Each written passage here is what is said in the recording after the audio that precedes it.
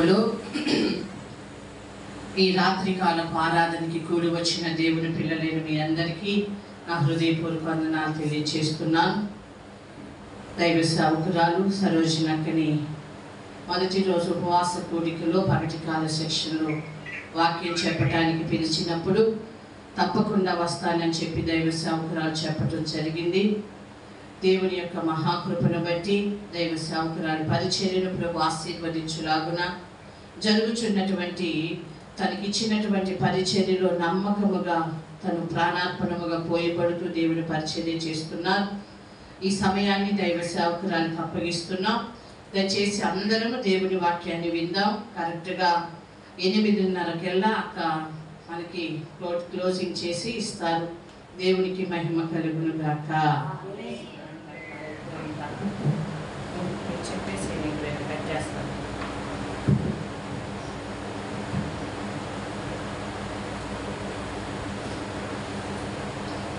యేసుక్రీస్తు నామములో మీ అందరికీ శుభవందనాలు తెలియజేస్తున్నాను.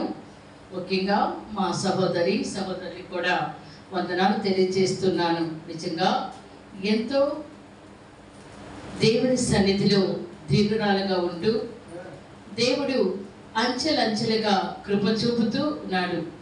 ప్రియ దేవుని సంఘమా, మరి రాత్రికాల సమయంలో కొన్ని నిమిషాలు దేవుని వాక్యాన్ని ధ్యానించుకుందాం.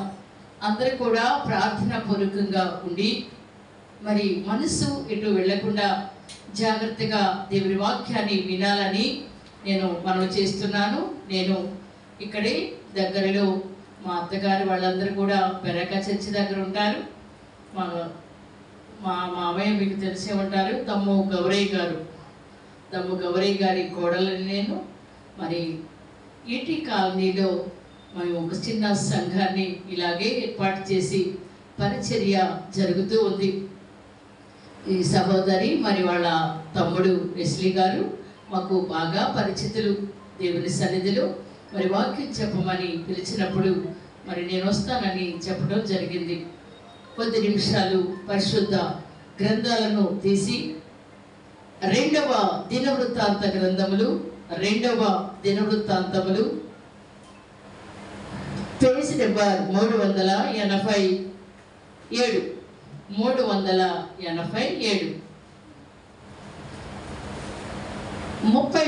అధ్యాయము 10వ వచనాన్ని చదువుదాం. 2వ దినవృత్తాంతములు 33వ అధ్యాయము 10వ వచనం 387వ పేజీ.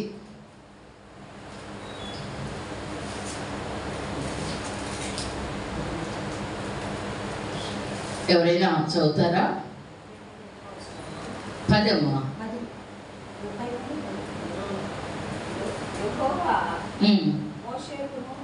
మనిషికును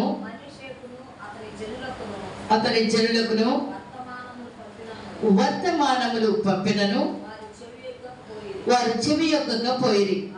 కాబట్టి యెహోవా అష్షూరు రాజు యొక్క సైన్యాధిపతులను వారి మీదకి రప్పించెను. మనిషి తప్పించుకొని పోకుండా వారు అతనిని పట్టుకొని గొలుసులతో బంధించి అతనిని బబులోనికి తీసుకుని పోయి. చాలమ్మా, ప్రార్థన చేసుకుందాం. ప్రేమ గల మా తండ్రి, కృప కనికరము కలిగిన మా యేసయ్య, జీవాధిపతి, జీవము కలిగిన నాయన, మీ పాదములకు స్తోత్రాలు వందనాలు చెల్లిస్తున్నాం. దేవా, శాశ్వతమైన ప్రేమతో మమ్మల్ని ప్రేమిస్తూ విడువక మెడల కృప చూపుతూ ఉన్నందుకే కూడా మీకు వందనాలు చెల్లిస్తున్నాము నాయన. వీళ్ళెంతో ఆశతో వచ్చారు దేవా, మీ మాటలు వినాలని, మీ పరలోకపు మర్మాలు వినాలని ఆశతో వచ్చారు. నేనైతే ఒట్టిదానన్నానా, మీరు మాట్లాడితే మాట్లాడగలను. మీ పరిశుద్ధాత్మను తోడుగా ఉంచి నాతో మాట్లాడమని మా ప్రభువును ప్రియకుమారుడును యేసుక్రీస్తు దివ్య నామములో అడిగి వేడుకుంటున్నాము తండ్రి, ఆమేన్.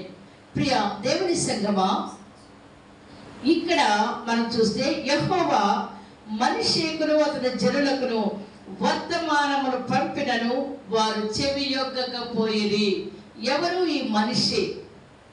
మీకు మనిషి గురించి తెలియాలి కదా. ముందు ఈ మనిషి ఎవరు అంటే 2వ దినవృత్తాంతములు 32వ అధ్యాయము 33వ వచనాన్ని చూద్దాం.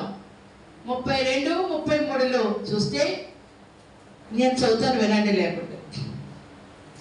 హిజ్కియా తన పితరులతో కూడా నిద్రింపగా జనులు దావీదు సంతతి వారి శ్మశాన భూమి యందు కట్టబడిన పై స్థానమందు అతన్ని పాతిపెట్టిరి. అతడు మరణమందినప్పుడు యూదా వారందరూ యెరూషలేము కాపురస్తులందరూ అతనికి ఉత్తర క్రియలు ఘనముగా జరిగించిరి. అతని కుమారుడైన మనిషి అతనికి రాజకుమారుగా రాజాయను.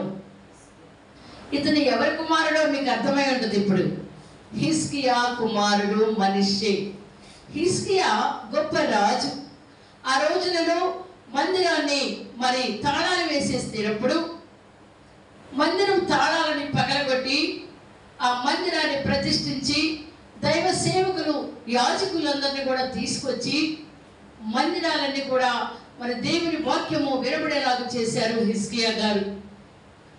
ఉన్నత స్థలాలన్నింటినీ కూడా దేవతా ప్రతిమలను పగలగొట్టి దేవుని యొక్క మరి బలులు అర్పించకుండా బయలుదేవత పూజలన్నింటినీ కూడా తీసివేసి ఘనంగా దేవుని వాక్యము వినబడేలాగా చేసిన వ్యక్తి హిజ్కియా గారు.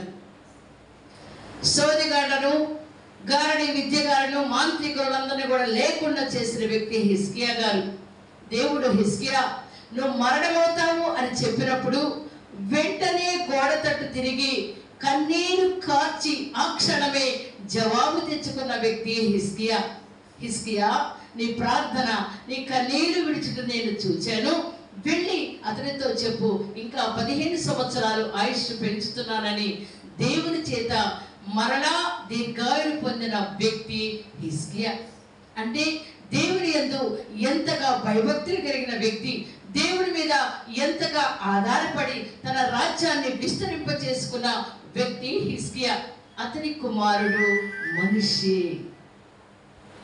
ఈ మనిషికి దేవుడంట అనేక మందిని పంపించి, మనం చూస్తే 10వ వచనంలో, మనిషి తన జనులకు వర్తమానములు పంపినను వారు చెవి యొక్కకపోయిరి.